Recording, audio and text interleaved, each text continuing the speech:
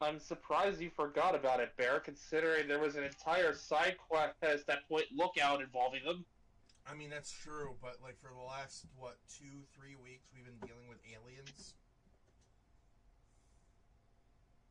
Which I'm pretty sure that's another thing they share somewhere. What are demons but aliens from another realm? Well, I mean, at the end of DMC, the U.S. did invade hell, which, I mean, I like the anime. I really do, but that ending came right the fuck out of nowhere. This is why we don't let a certain group be in charge.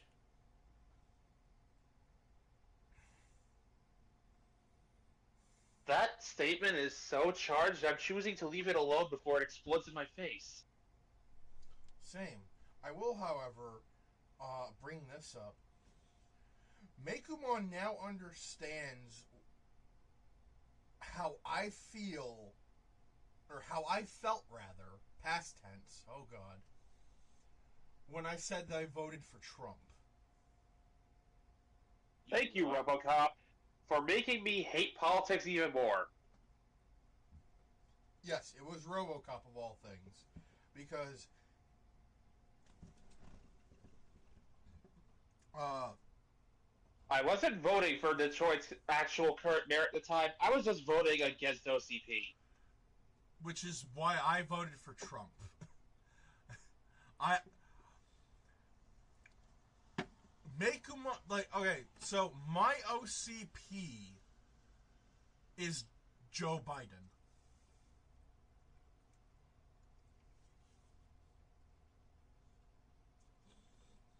For personal reasons, not political.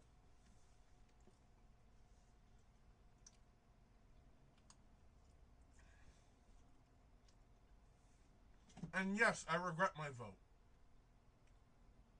Okay, that's what I was waiting for.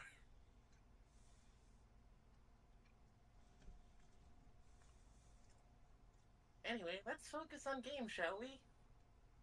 Yes, let's.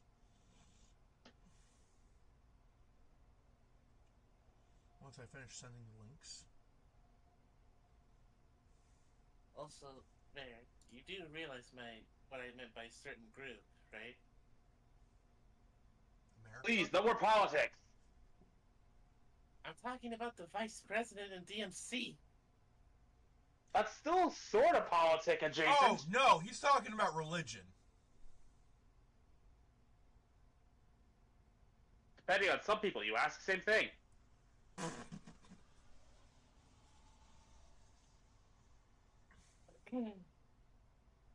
I'm convinced this guy, that the VP is a member of the Order of the Sword.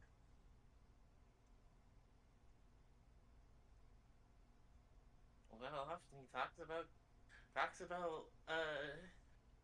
what he talks about. I don't blame you. Like, if he's not a member, I will be shocked. Although, we'll probably not see him in Season 2 because he was voiced by Kevin Conroy.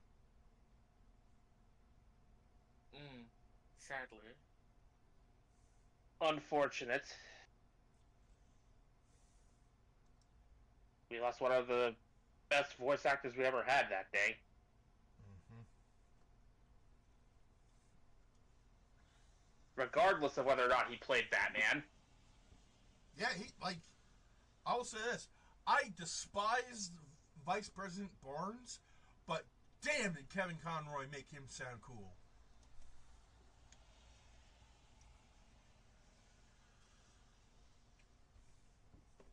Like, up until a certain scene, I was behind him 100%.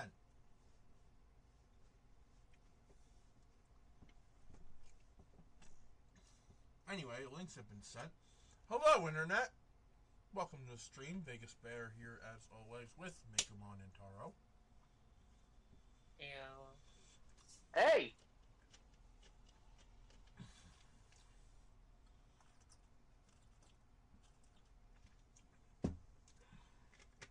Today is Friday, which y'all know what that means.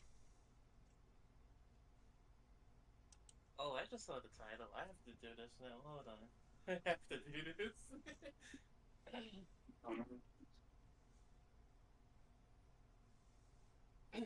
It's just Kita! Time I have the one attack.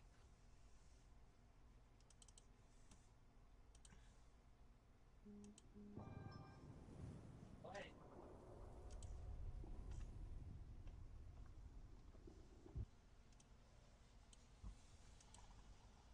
Oh, damn it.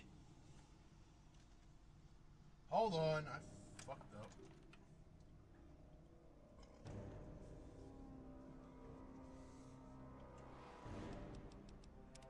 Sorry, I had to get that out of my system. No, not writer system.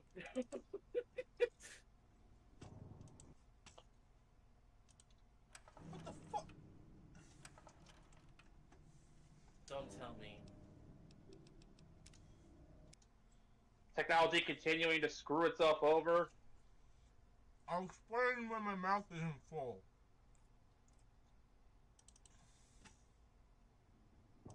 Valid answer there.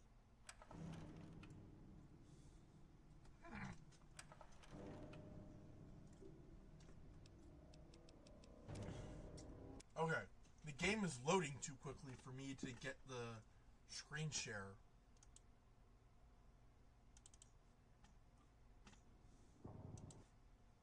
So, last time it kept crashing, now it won't let you even get it up? Okay, there we go. There we go, there.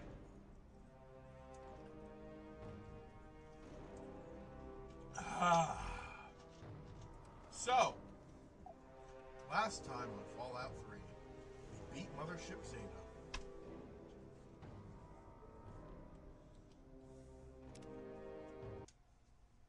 And we started a new quest that is part of a Mothership Zeta mod.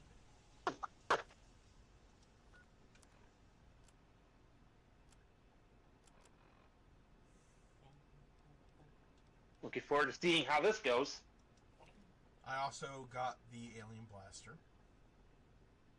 Nice.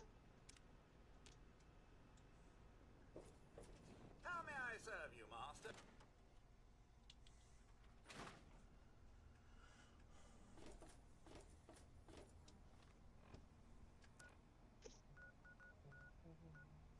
Tricell Chemicals Inc.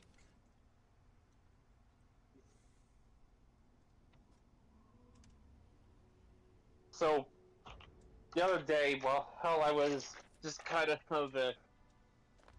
vibing after the stream. My brain decided to conjure up a neat little whole series of drawings I'll have to make at some point. Oh. Beast Wars characters meeting their G1 namesakes. Oh.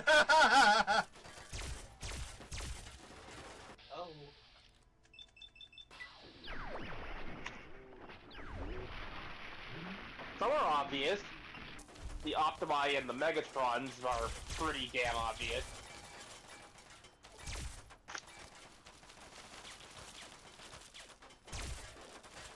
Then, of course, Huh?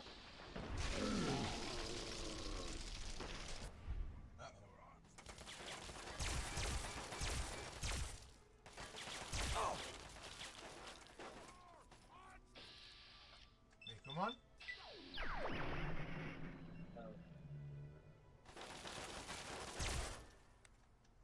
Tara?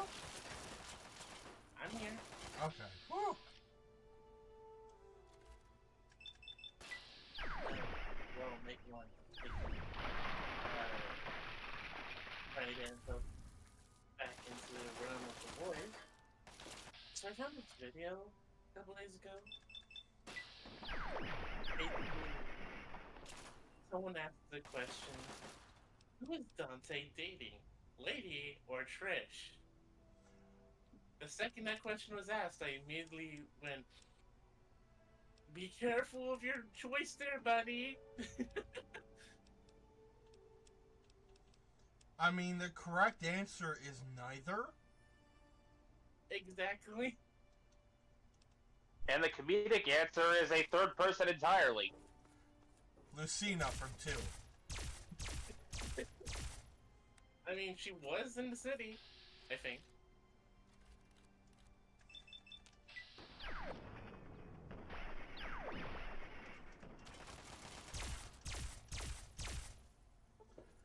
Also, make a launch back. Yay! Continue. Yeah. What you're saying. So, I was saying that some Beast Wars characters are the G1 counterparts, so I'm gonna have to be careful with who I pick for the series of drawings there. For instance, the Magna Boss team, Grimlock, the Bat Optimus Primal, and Crocodile Megatron.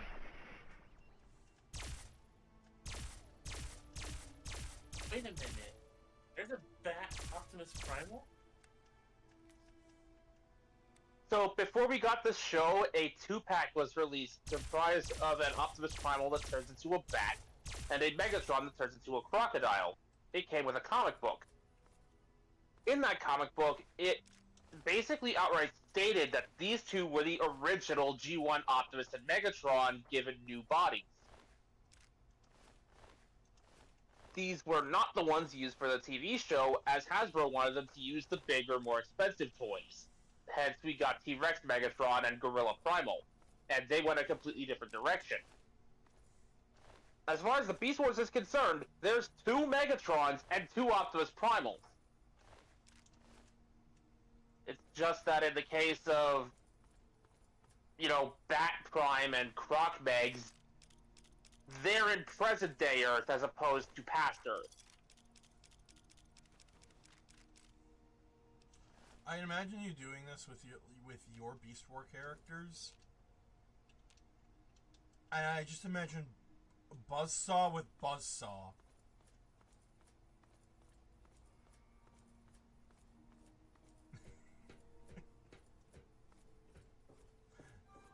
Beast Wars Buzzsaw's just This particular... what? This bird is more than half my size.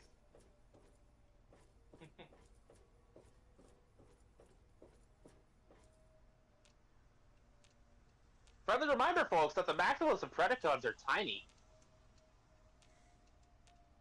We got to see the approximate size of one of the larger bots, Megatron, in comparison to G1 Optimus Prime at the end of Season 2.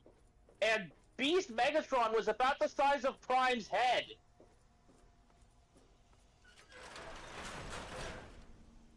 Well, dang. The reason for that is the Maxwell/Predacon upgrade, henceforth referred to as the Great Upgrade in terms of Cybertronian history, was an energon conservation measure. They were downsizing to more fuel-efficient bodies.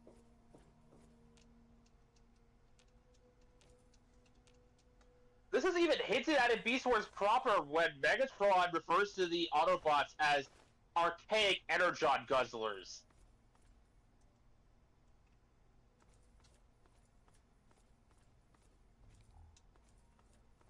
Okay, so this mod may be fucked. Because I can't What open happened? that door. Oh no. Aw, great. I can open the door, just give me one quick minute of a shotgun and a blowtorch. I'm gonna go talk to Fu to see if she'll let us borrow that.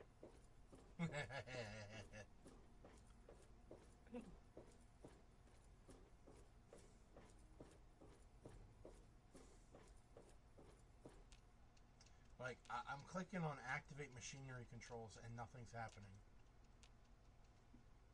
Might need to just reload. I hope.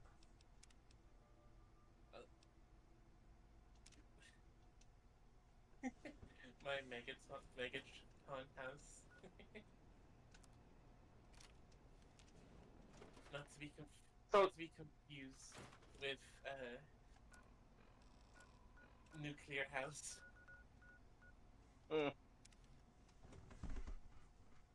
So, like, given what I mentioned about Beast Wars Megatron's size in comparison to G1 Prime's head, remember, Optimus and Megatron were among the larger bots. That is true. Like, Beast Wars, Optimus, and Megatron were among the larger bots in their factions. Buzzsaw is not.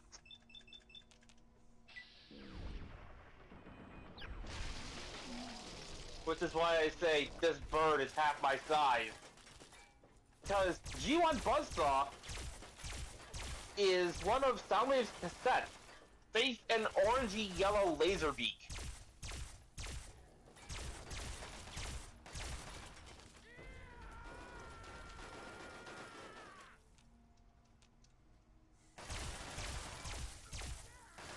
Also, if there's any trait that the Beast Wars that G1 Buzzsaws officially have in common, note officially, it's that they both have quite the sadistic streak.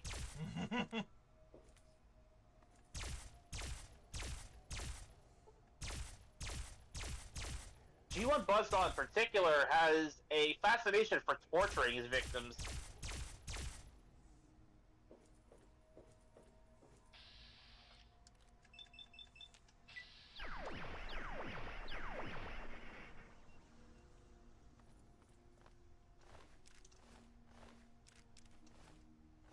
And now for the Santon in the room. Had to make a Magnaboss joke.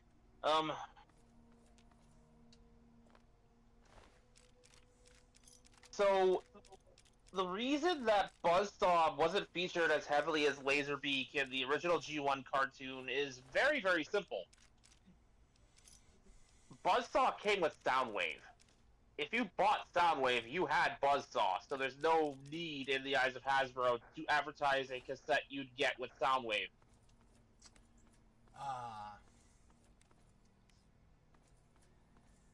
Laserbeak came in a 2-pack with one of the humanoid boys, whom I am not naming because that name debate in and of itself is almost as infamous as Transformers itself. You know what? That's fair.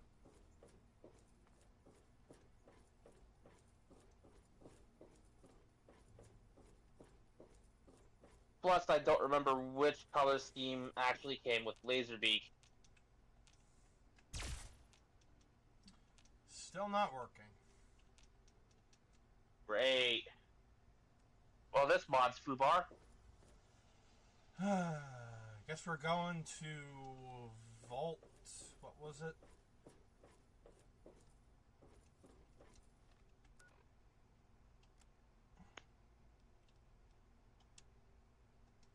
'87. 87? Yeah, I know you know, but I'm basically announcing this to the audience. You're not going to want to go directly to Vault 87. As a refresher for the people who either don't remember or weren't here when the characters discussed this at the Citadel, that vault's entrance is so radioactive that attempting to go directly there will result in immediate radiation poisoning death. You'll want to find lamp-like caverns in order to kind of sneak in the vault's back door.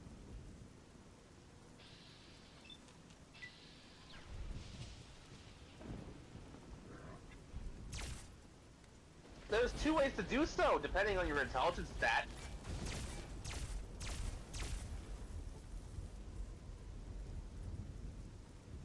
See, there's the way that most players go, by traversing lamp-like caverns and fighting your way through super mutants.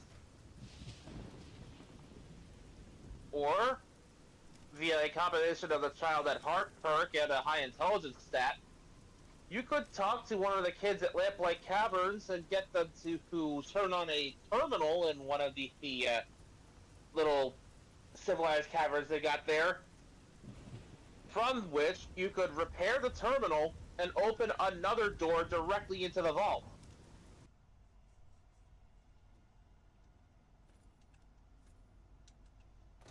It really depends on how many super mutants you feel you must kill in order to get there. All of them.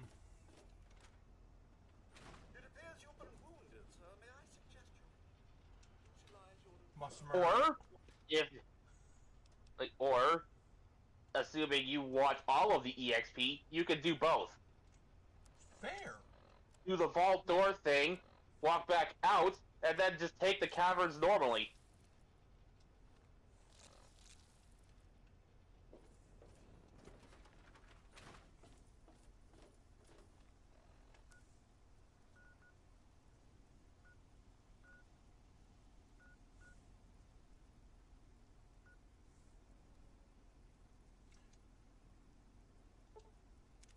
Vault 106. I don't think we've been there yet. Well, I mean, I know we haven't. Gary! I think we did go to that one. I think that's If 108. not, this is the hallucin... Like, if that was... Like, if we did go to the Gary Vault before, then this is the hallucination gas vault.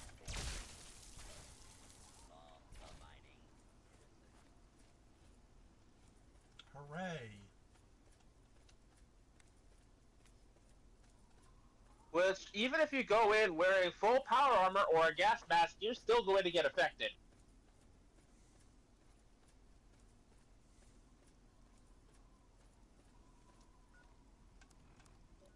I always thought it would have been a nice detail that if you went in with a full suit of power armor, which is supposed to have air filters in there, mind you, that you'd actually be unaffected by the gas. Would have been a cool detail if you could do that.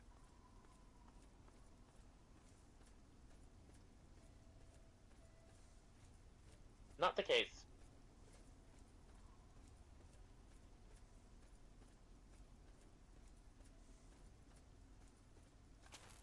Motherfuckers.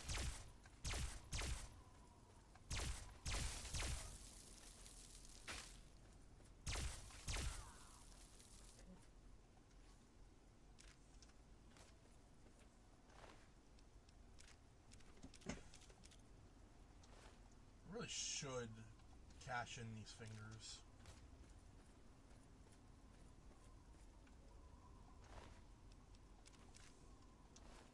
But every time I go there, something happens that causes the regulators to freak out. Only because we keep going directly there instead of going to the nearest landmark and then backtracking there.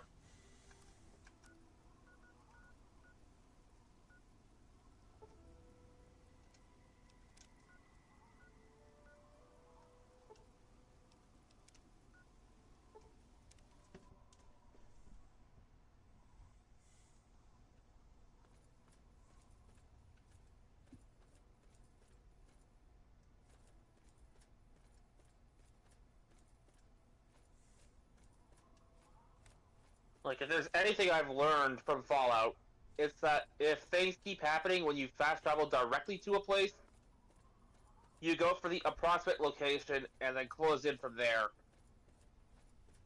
Got it. as opposed to the direct location.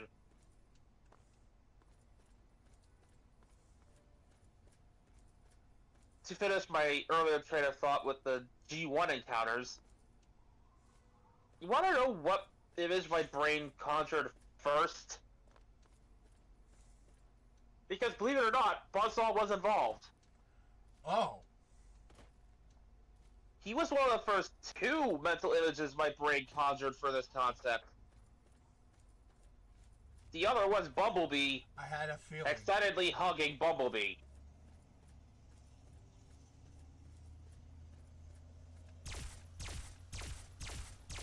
I'm sorry, you were saying? No, I said I had a feeling it'd be Bumblebee.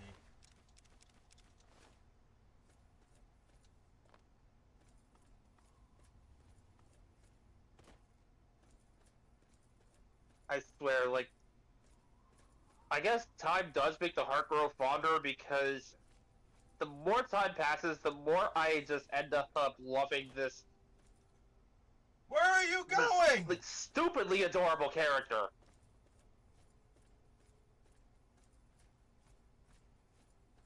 Who knew? Turning the person named after a bug into an actual bug just made them cuter. Your work is impressive. Here is your reward. Yeah, see ya.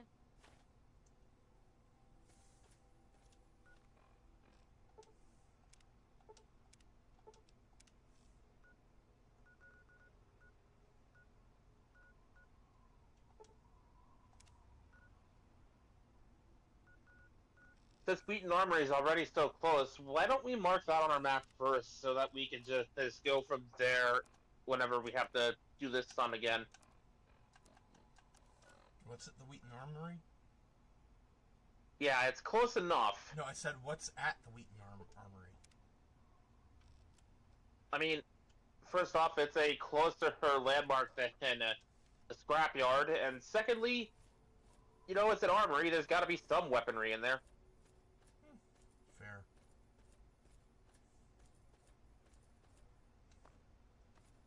Like, knowing Fallout, there's always going to be some supplies there, no matter what the hell.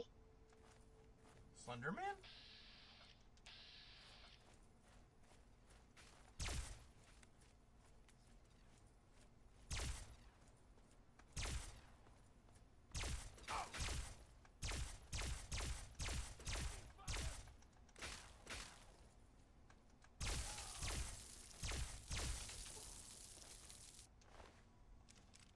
That was fucking weird.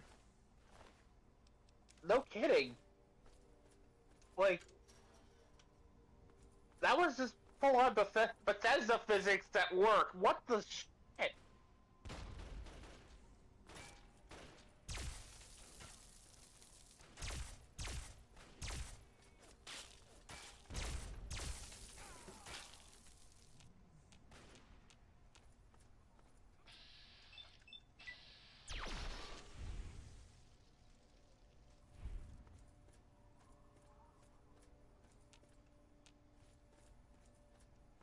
Fun fact, in Fallout 3, there's two potential ways to get the alien blaster and ammo for it.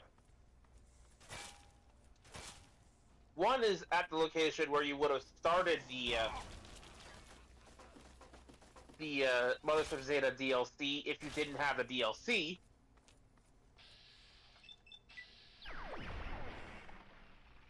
And the other is at Raven Rock. Oh. You'd have to really explore the base to do so, because I think you gotta find Colonel Autumn's room to do it, but it is a thing you can do.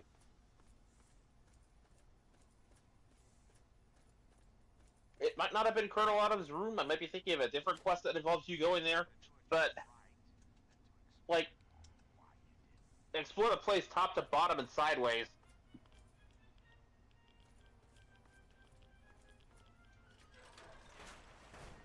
Oh, Nikes, that's right. I'm beginning to remember what was here. Yeah, there are some weapons here, but this is mostly a missile silo. Oh.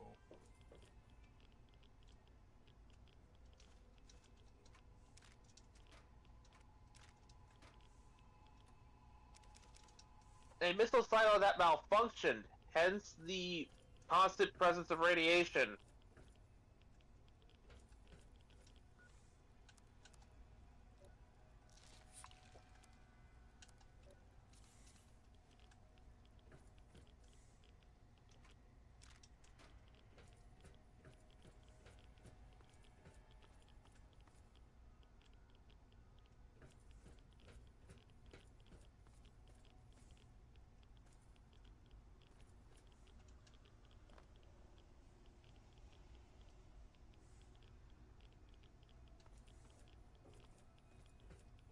Talk about your monkey's paws, right? Yeah. You want supplies? We'll give you supplies, but you'll be sorry!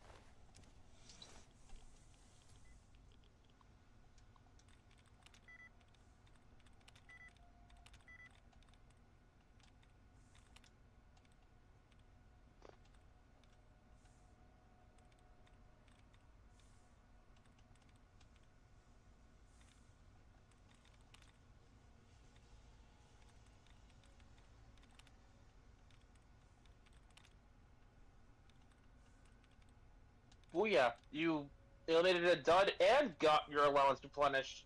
Nice. Now let's see if there's any more of these.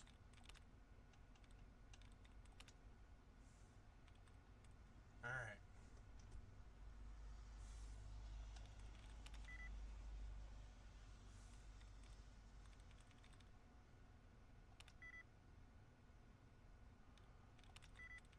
Fuck.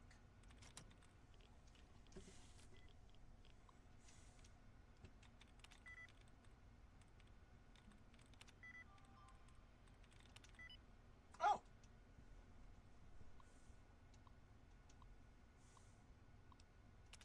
Go figure, you actually managed to succeed when I'm not looking.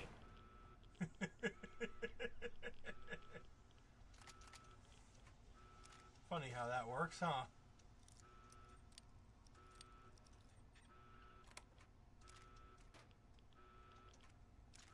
Excuse me while I have an existential crisis involving the hacking of computers.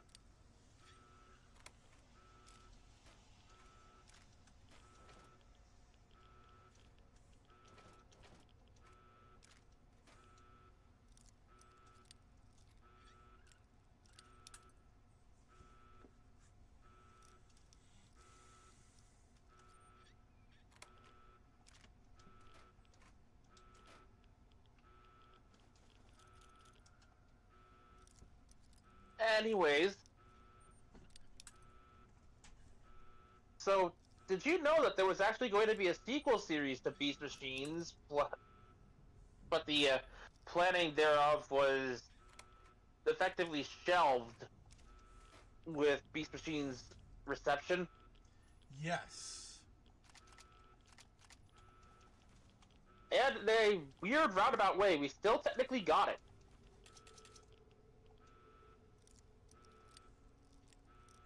We did? The name for this sequel was Transtech. Why? Okay, that... I know that name, but it also is ringing a bell for something else. The Transcendent Technomorphs, or Transtech universe, is effectively the multiversal of... They're the Watchers of the Transformers universe, to use a Marvel comparison.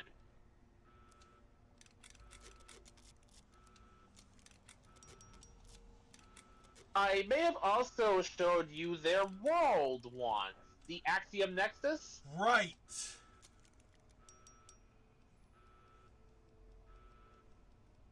You did do that. They're effectively the...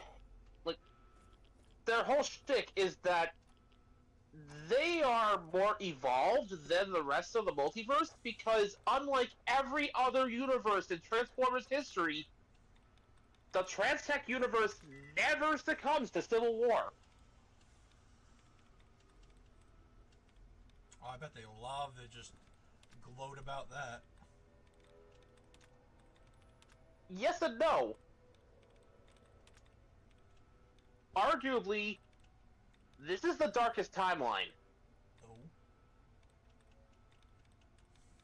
They have very strict rules and regulations against, like, Autobot leaders and Decepticon leaders appearing in the Axiom Nexus.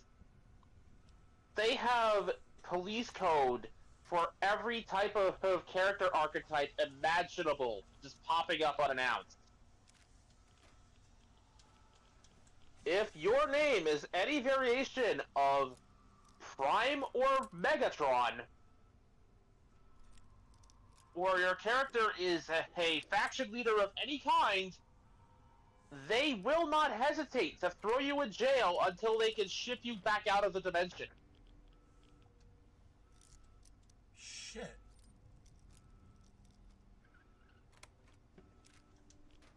This also applies to the Japanese equivalents. Convoys get thrown in too.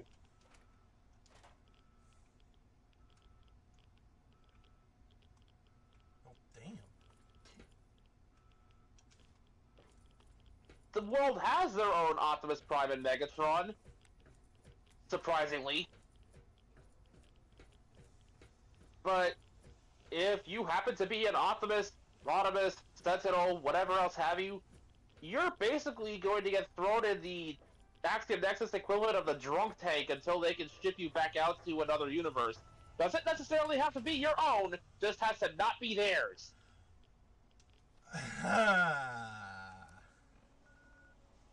Though more often than not, they do try to send you back to where you came from.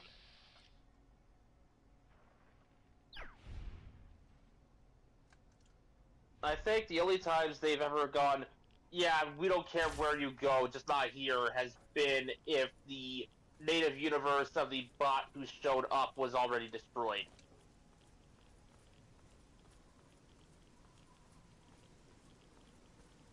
Makes sense. Such is the case of a bunch of GoBots that showed up.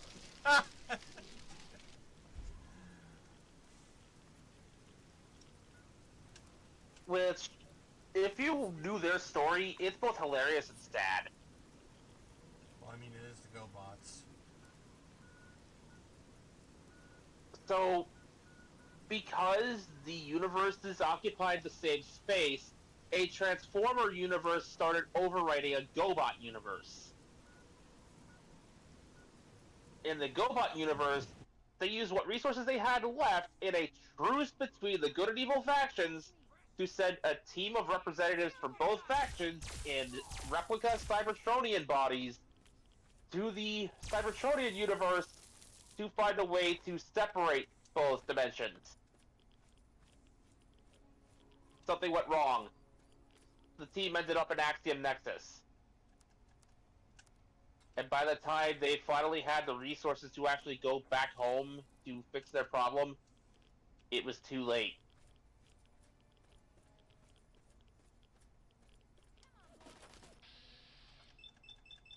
Oh.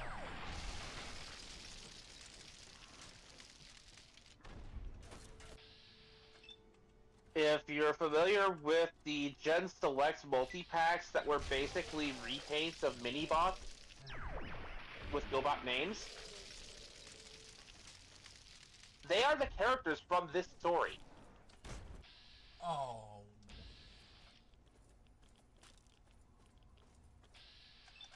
That's sad.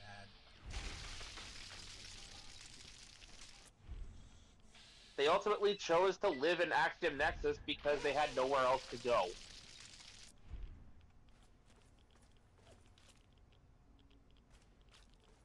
The Axiom Nexus doubles as, use a Kingdom Hearts reference, Traverse Town. I was about to say that.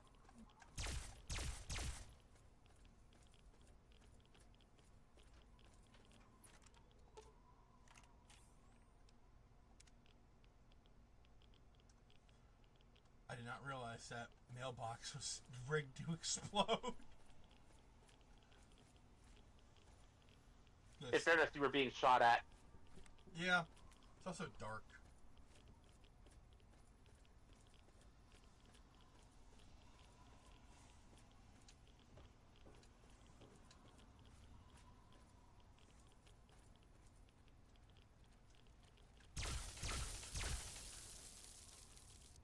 Damn.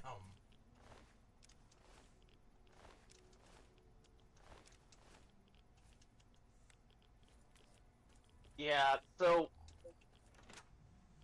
Axiom Nexus on the surface appears to be this bright, colorful vacation spot for the multiverse. But when you dig beneath the surface, you're gonna find a lot of their issues are very Black Ops charged. Oh boy.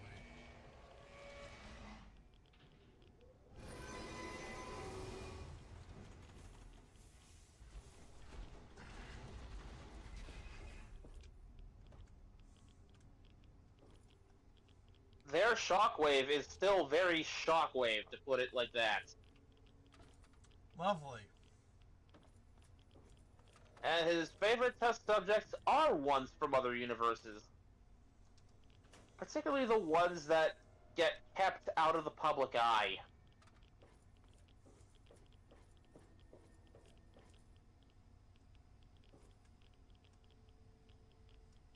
It is also because of the Transtech universe that we have our universal notation system.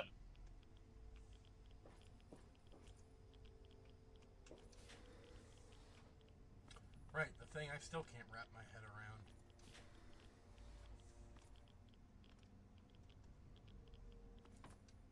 So here's more or less how it goes. Each universe has its own designation, and I'm talking universes as in like the quote-unquote season or series. Oh. I'll be right back.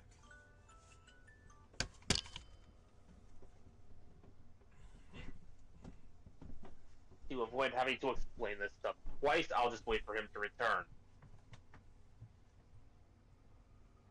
Instead, I'll be the Taro.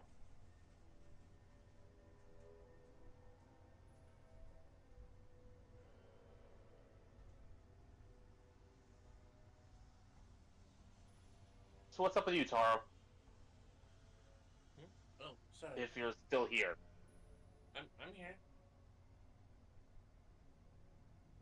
Like, I know I've been rambling a lot and you haven't had very many opportunities to speak, so...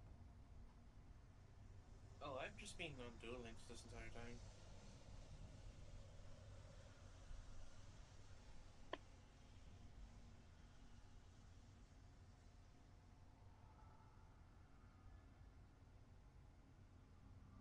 The fuck?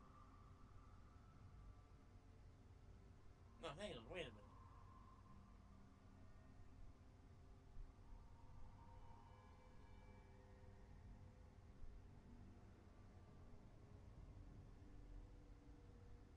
No, why? Hey, bugs.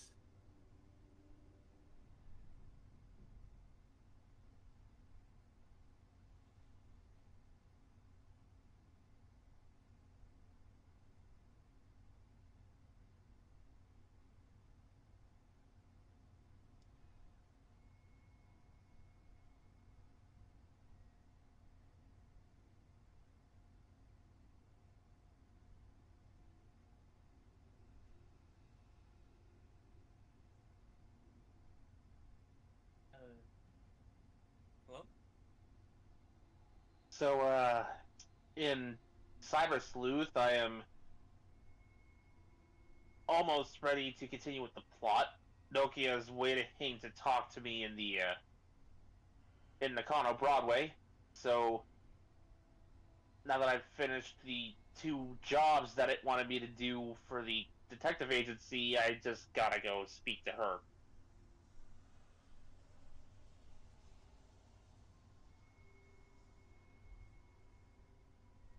I've got a bunch of other jobs that I use the search thing and the Digilab to do, which I think I'll knock out first.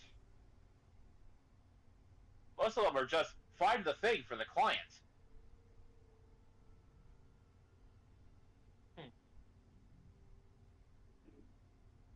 So, what exactly did I miss? I was talking about a Transformer universe that is equivalent to the Watchers from Marvel. Um,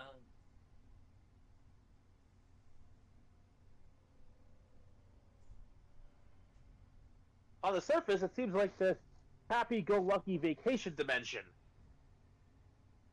Underneath the surface, it's some of the darkest political shit that Transformers has ever done.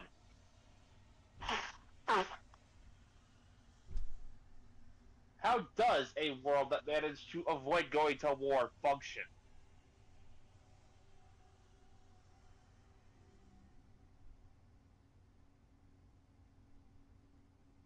In particular, I was about to go into the details of their universal notation system, kind of break it down for Bear, because he said he still has trouble comprehending it. um, um, And well, Bear, then his phone went off and he had to walk away. while Bear's gone, Sir. do you want to hear something about, Macross Delta? Sure.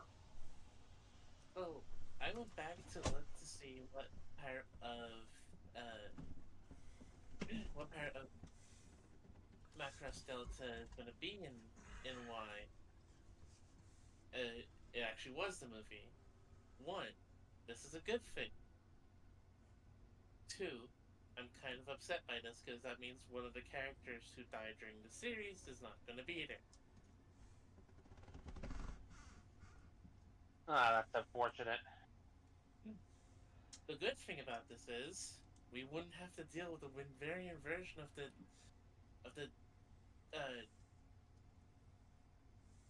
T-virus? Yeah, T-virus.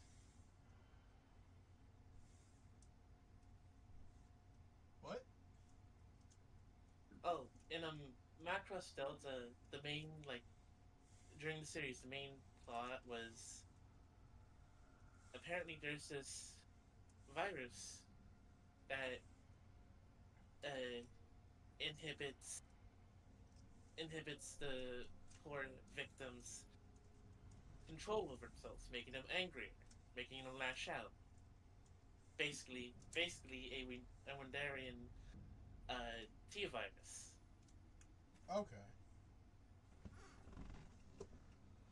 This will not be in Y because the part of Macross Delta we are dealing with in Y is the movie, where that was already settled. Ah.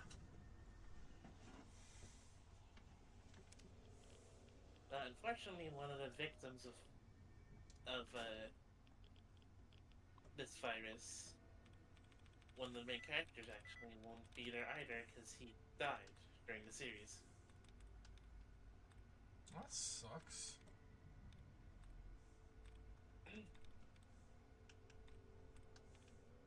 In my particular case, I'm just wondering where the hell G Gundam is gonna fit into the story of Super Robot Wars Y.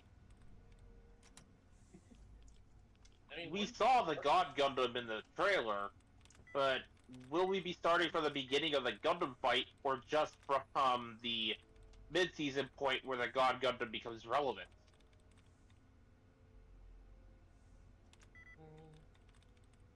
I think because question. Do the units reset between each game?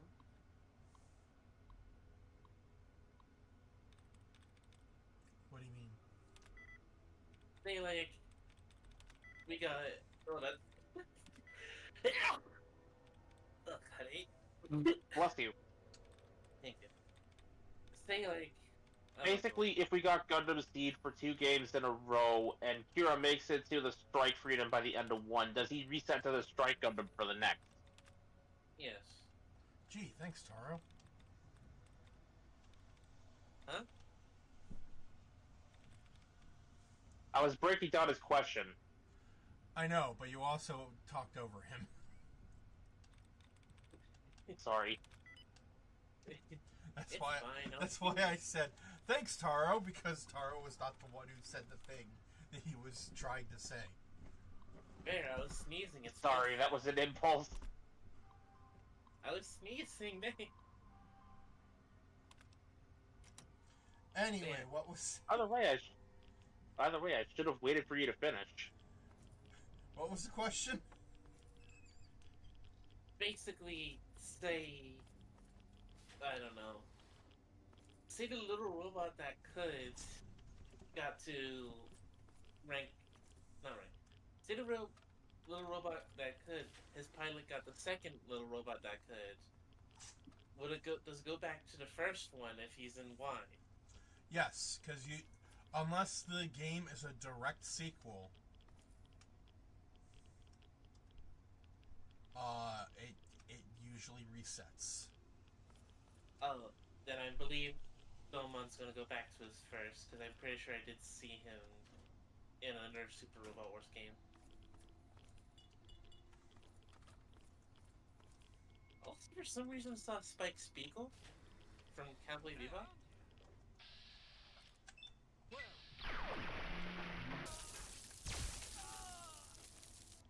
Like, Taro asked the question in response to me wondering At what point in G Gundam are we going to start from in Super Robot Wars Y?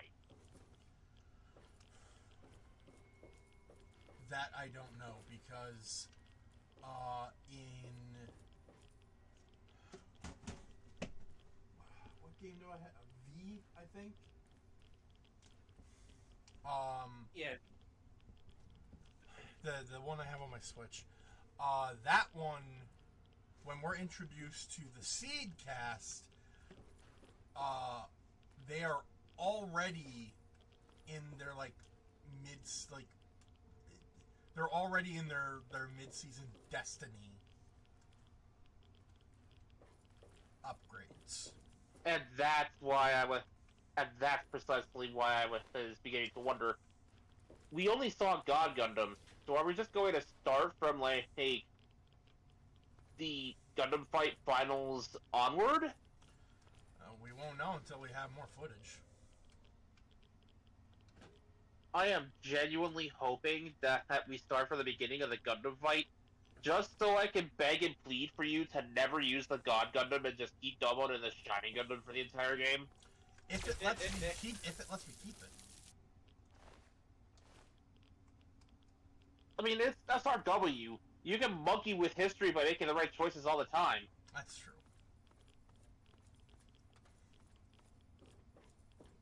Plus, I highly doubt if the Shining Gundam would just, be removed from her party completely, they'd let you upgrade it. Well, I mean, sometimes they do, because,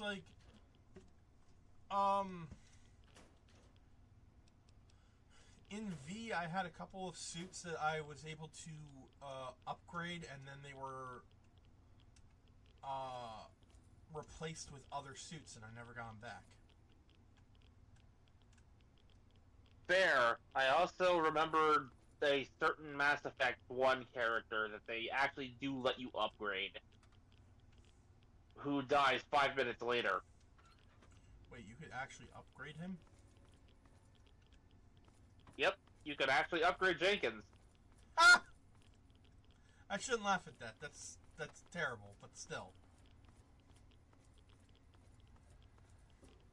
Like, if you're playing New Game Plus and go into the squad settings, he actually does have points, equivalent to how many level ups you had prior to New Game Plus.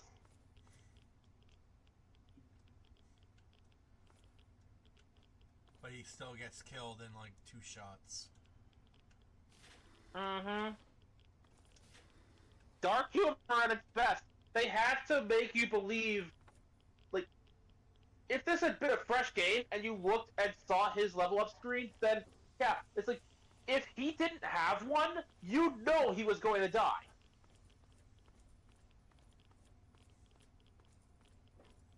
Also, I don't think he was in any of, the trailers.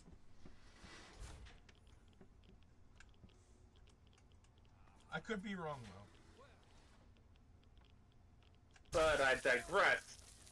We were discussing the universal notation system, were we not?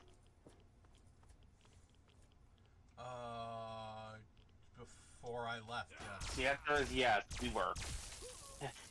Okay, so I'm gonna break this down piece by piece. There's gonna be 3 major pieces. There's going to be universe, sub-universe, and the third part is the designation for the form of media. I'm going to start there first since I already kind of opened up that one. So, in every universe's designator, it's going to end with alpha, beta, gamma, etc. And this is meant to designate the form of media that it uses. Alpha being animated series, beta being comic book, etc.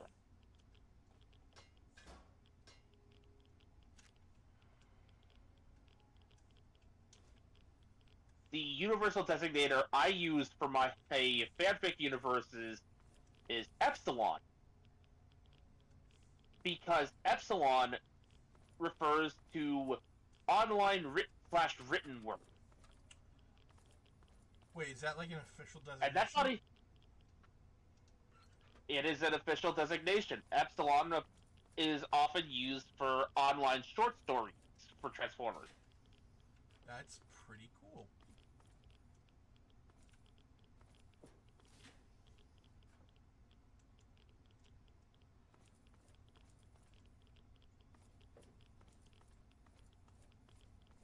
Look what we have. So, say, for example, Robots in Disguise 2001 got a sequel show that aired on, say, May 19th, to just pick a random day.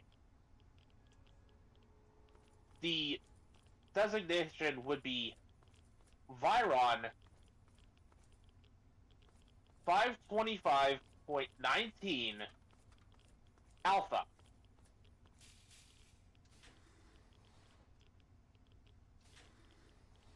Notice how I kind of started by describing the date at which it aired before going into the So, here's how it works. I've already broken down the alpha, beta, gamma stuff. Viron is the designator for the Universal Cluster for Robots in Disguise, 2001. Every Transformers continuity family here has one of these designators. For stuff in the G1 continuity family, be it Marvel G1, the G1 cartoon, IDW comic, the current Skybound run, that would be a Primax cluster. Primax, like Primary, or G1. Okay.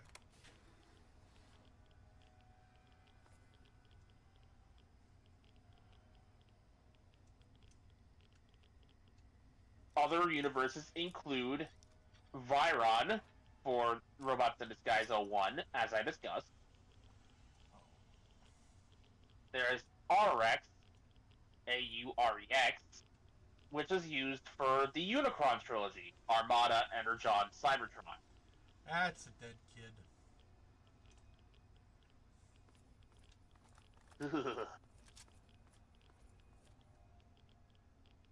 I'm delving even deeper into this now just to kind of cope with the weirdness that is this vault. That's fair.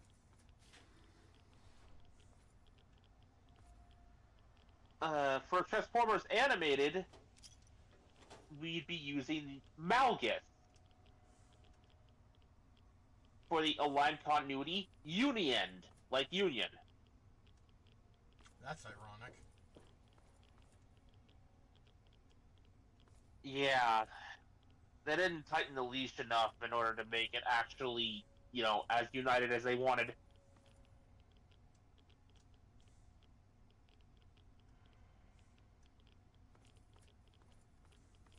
There's universal designators for the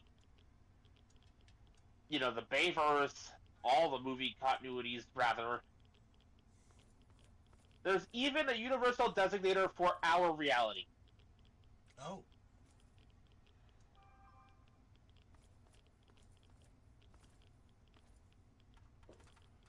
It's only really used for jokes because it was used for the Ask Vector Prime Facebook page when it was still active.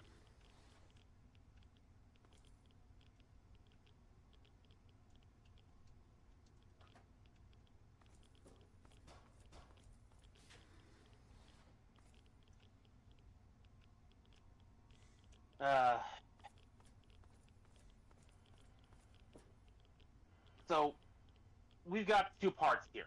We got beginning and end. Now to focus on the middle. This is why I very clearly specified, this hypothetical sequel airing on May 19th. Notice the numbers I put out there were 525.19,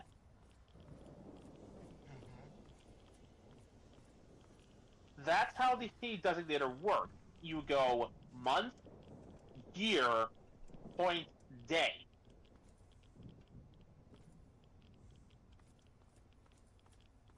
Interesting. For instance, the Generation 1 cartoon universe would be Primax 984.17 Alpha.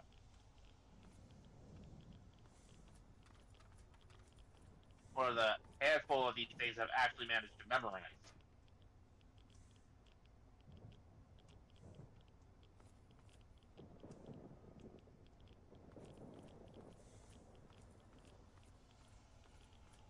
Actually, I might be misremembering. It was either Alpha was the animated series and Beta was a comic book, or the other way around.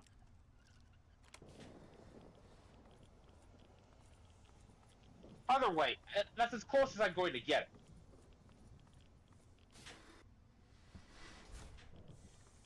Hopefully this helped you understand a little better how this system works. I'm not expecting people to start using it, but I do at least want to help people understand it.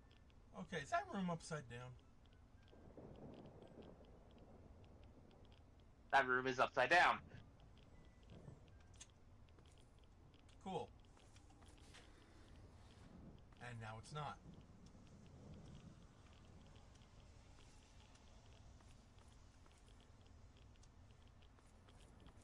If I go back over, will it still be? Nope. Okay. Man, we're breathing in some real strong shit in here. Uh-huh.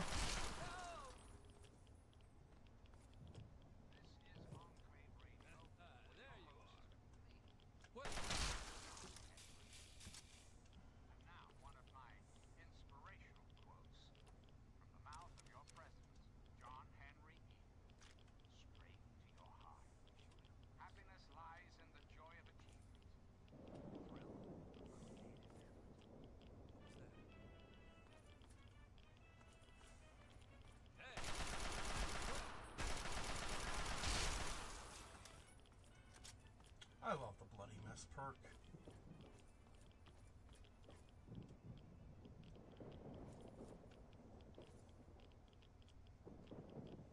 Otherwise known as the demonetization perk for anybody who makes a YouTube career out of these games.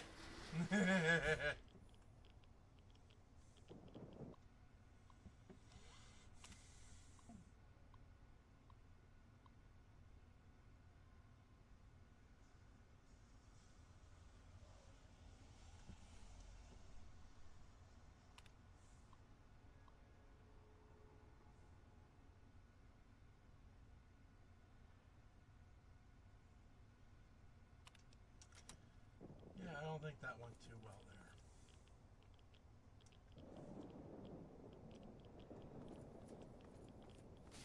So, yeah. You finished my point on the universal designators. That's why a lot of the time when I name the universes I write, it is effectively the date of the day I first started writing the story that I turn into the designator.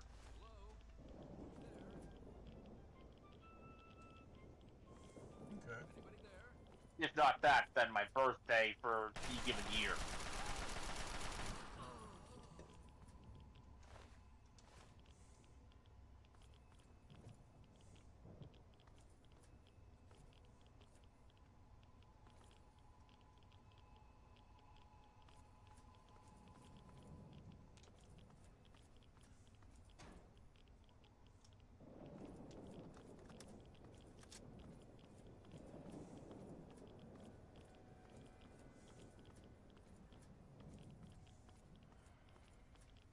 I'll admit, the sound of fuck off.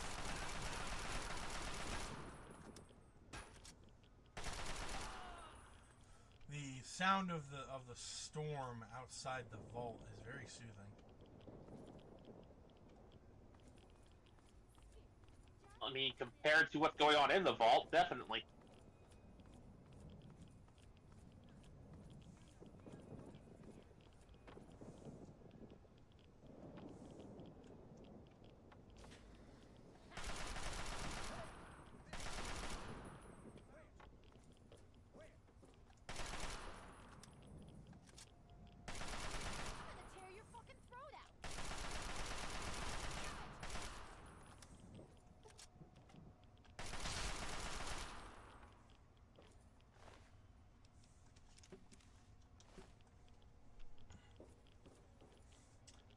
they had a finger. That means they were a bad person. And They had a what? And they were wearing a Vault-Tec lab coat. also, they're... Tara, I said they had a finger. Finger. Yeah. And also, it didn't say crazed survivor. It just said survivor. Oh boy. This part here definitely tells a story. The survivors were getting so desperate to escape, they were trying to dig their way out of the vault with explosives.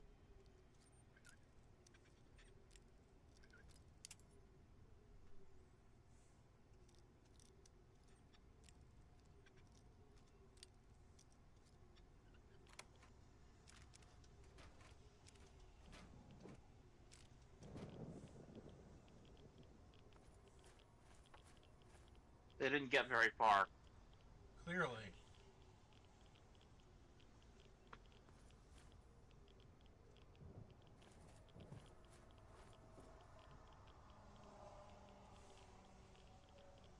How desperate were they to dig their way out with explosives? They had a goddamned mini nuke.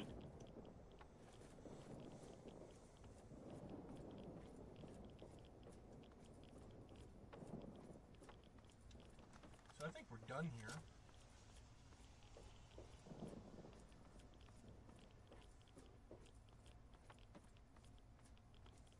Honestly, if it was between this or the Garys, I'd take the Garys. At least they try to make conversation. Yep. I mean, these guys do too. It's mostly just fuck you. So, you know, regular conversation with me. And at least in the Gary Vault, you're not breathing various airborne drugs. That is true. You just feel like you're on drugs when you're in the Gary Vault. Can't deny that one.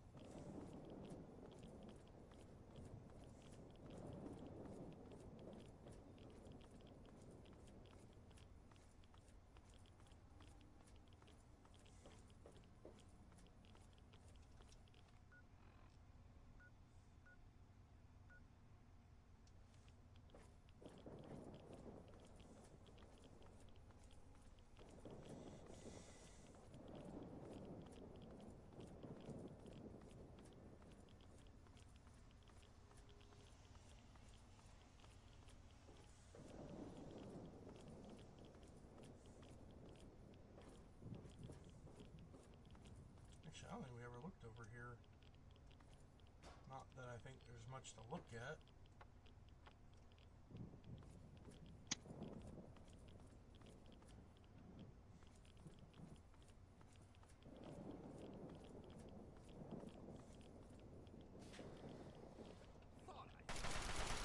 So,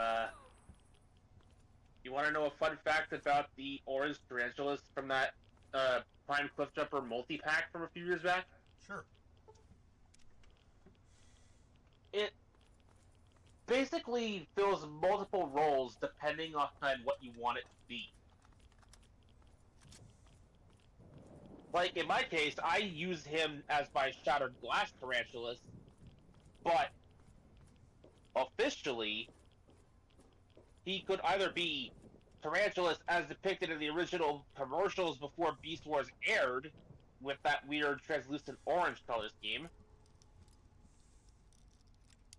Thankfully, not translucent on this version of the toy. Or he is the in-universe sparkless clone that Tarantulas made of himself. En masse. Oh yeah, he did have a weird obsession with making more spiders, didn't he? Yep. That only lasted as far as the first season.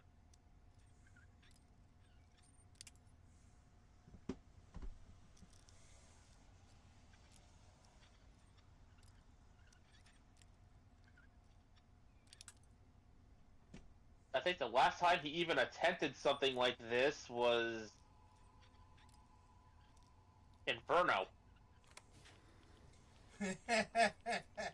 And he was too late because the beast mode was already scanned.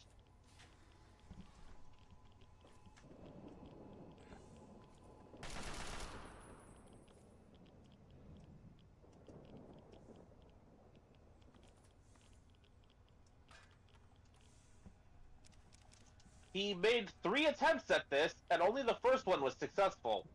If you want to call Black Arachnia a success on his part.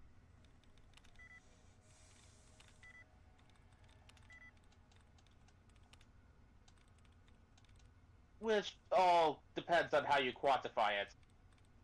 Making another spider bot? Totally successful. Making one that was loyal to him? Not as much. Because that's why he was intent on making a bunch of spider bots. He wanted an army of underlings. So that he may eventually overthrow and capture Megatron. Remember, he was part of the Predacon secret police. Right.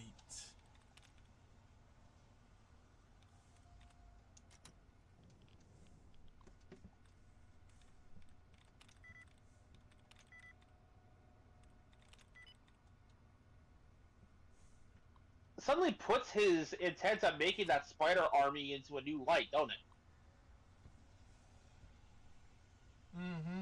Aware of Megatron and his machinations, he's trying to create backup using maximal resources to put an end to the conflict, arrest Megatron, and then likely work out some kind of negotiation with the Maximals.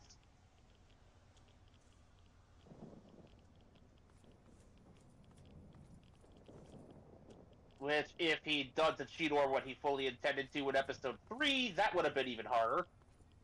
Yeah. Like, either that or just destroy the Maximals and move on.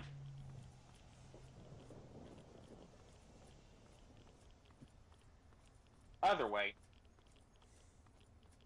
The 3 times he tried this were Black Arachnia, successfully adopted the Beast Mode, did not wind up loyal to him. Inferno managed to get the Beast Mode all the way to the pod, but it didn't get scanned. And Airraiser, he was never even near the pod. In the beginning of the episode, you actually see him trying to argue with Megatron to let him go out there.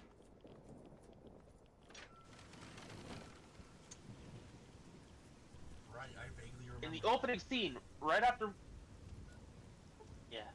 So, the opening scene has us seeing the pod descending to Earth after taking some damage from space debris. Our first shot on the planet itself is Tarantulas at the computer detecting the stasis pod falling. And as Megatron becomes aware, Tarantulas insists, I should assist the recovery team. My programming skills are needed here. Black Arachnia will do fine. Yeah.